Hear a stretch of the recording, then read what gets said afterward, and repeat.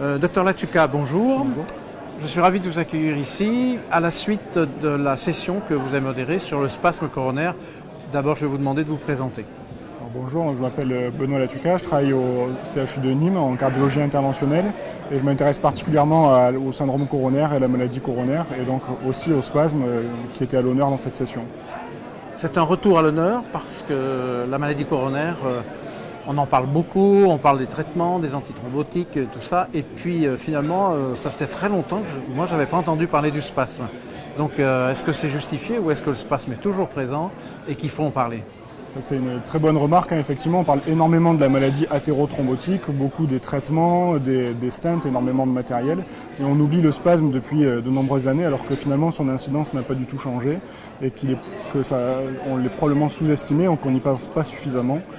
C'est une maladie qui reste fréquente, et sa présentation reste toujours la même, toujours très clinique, avec la présentation d'une douleur thoracique angineuse, avec une irradiation classique dans les épaules, dans les mâchoires, qui est constrictive. Elle a la particularité qu'elle est plutôt en fin de nuit, plutôt au petit matin, et elle est beaucoup aussi associée à la prise de toxiques.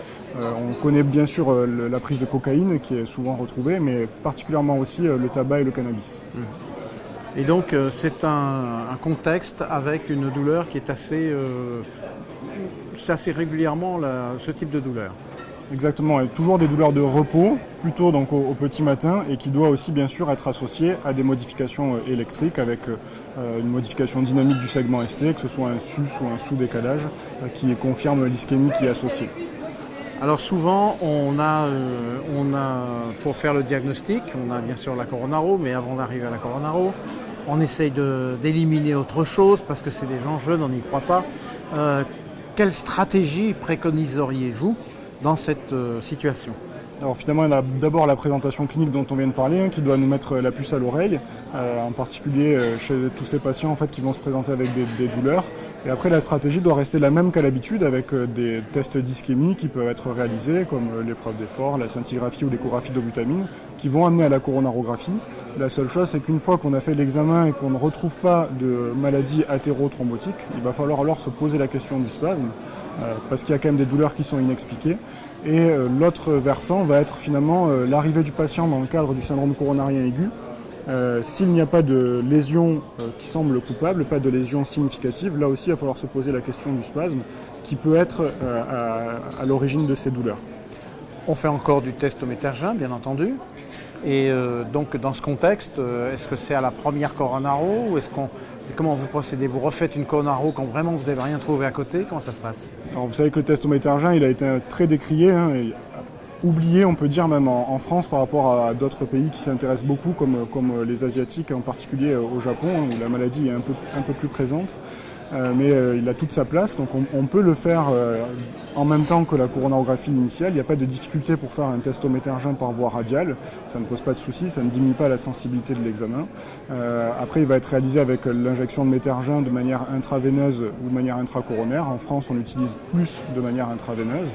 Et le diagnostic doit être posé sur 3 points. Le premier, un point angiographique, qui va être l'occlusion ou la subocclusion d'une artère, associé bien sûr à la récidive de la douleur que le patient avait décrit précédemment et à des anomalies électriques. Il faut vraiment ces 3 éléments pour ne pas dire qu'il y a un spasme alors qu'il n'y en a pas vraiment. Et l'examen se doit toujours d'être terminé par une injection intracoronaire de dérivés nitrés pour éviter bien sûr que le spasme persiste.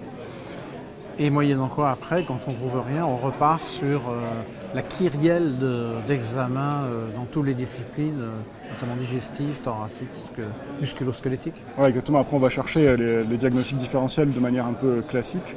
Après, la place du test au métergin, elle doit rester quand même relativement large. Et finalement, les recommandations nous invitent à le proposer, en particulier dans l'arrêt cardio-respiratoire, quelque chose qu'on a un peu oublié ces dernières années, quand on n'a pas de cause extracardiaque évidente et que la coronarographie est normale, il faut savoir chercher le spasme qui peut induire des troubles du rythme et des morts subites. Et il faut aussi le rechercher, tout particulièrement dans le syndrome coronarien, lorsqu'il n'y a pas de lésion coronaire qui semble significative. Est-ce que le spasme et le test au métergin ont une évolution dans le temps qui fait qu'autant T il serait négatif et qu'autant T plus 2 jours, il serait positif? Oui, effectivement, en fait, donc la maladie, elle est liée souvent à une dysfonction endothéliale et à une hyperplasie des cellules musculaires lisses, mais il va y avoir une sensibilité de la maladie en quelque sorte, Dans le temps. surtout liée à la prise de toxiques. Il n'y a pas de relation à l'effort, hein, c'est des douleurs qui sont essentiellement au repos, mais on peut avoir un test qui va effectivement pas être toujours positif de la même manière. C'est pour ça qu'il faut vraiment associer les 3 points, angiographique, clinique et électrique, pour s'assurer d'un bon test.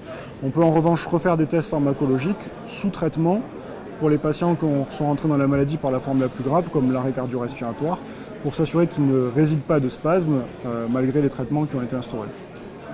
Juste en termes de conclusion, quelques mots pour le tout jeune cardiologue en formation qui n'est pas conscient, qui pense plus à l'athérothrombose. Qu'est-ce que vous lui diriez ? Je pense que quand la présentation clinique semble être un peu évidente, c'est-à-dire avec des douleurs surtout au petit matin, toujours au repos, ou alors dans le contexte d'arrêt cardiaque un peu inexpliqué, ou alors dans le syndrome coronaire qu'on disait avant la coronaire saine, il faut savoir vraiment envisager ce diagnostic, surtout que le traitement est relativement simple, hein, il va associer surtout l'arrêt des toxiques, en particulier du tabac, associé à un inhibiteur calcique qui est vasodilatateur et éventuellement à des dérivés nitrés pendant les crises. Merci à vous remercier, merci beaucoup. Merci à vous.